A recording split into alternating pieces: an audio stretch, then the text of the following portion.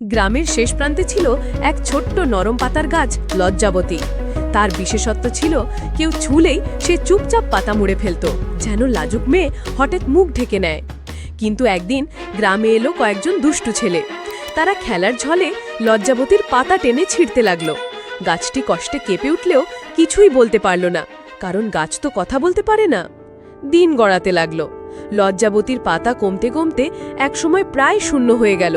তার শিকড়ে জল পৌঁছানো বন্ধ হয়ে গেল, আর পাখিরা যাদের সে আশ্রয় দিত তারাও আর আসছিল না। এই সময় গ্রামের এক ছোট মেয়ে তুলি বিষয়টা লক্ষ্য করল। সে প্রতিদিন সকালে গাছটিতে জল দিতে লাগলো। ছোট মেয়েটি ওই দুষ্টু ছেলেদেরকে পাতা ছিঁড়তে নিষেধ করল। এমনকি গাছটির চারপাশে ছোট্ট বাঁশের বেড়া তৈরি করতে শুরু করলো, যাতে গাছটিকে ঘিরে দেওয়ার জন্য, যাতে কেউ আর ক্ষতি করতে না পারে। কয়েক সপ্তাহের মধ্যে লজ্জাবতী আবার সবুজ হয়ে উঠল। তুলি গাছটির পাশে দাঁড়িয়ে হাসতো, আর গাছটি যেন নিজের পাতার মৃদু নাচে তাকে ধন্যবাদ জানাতো।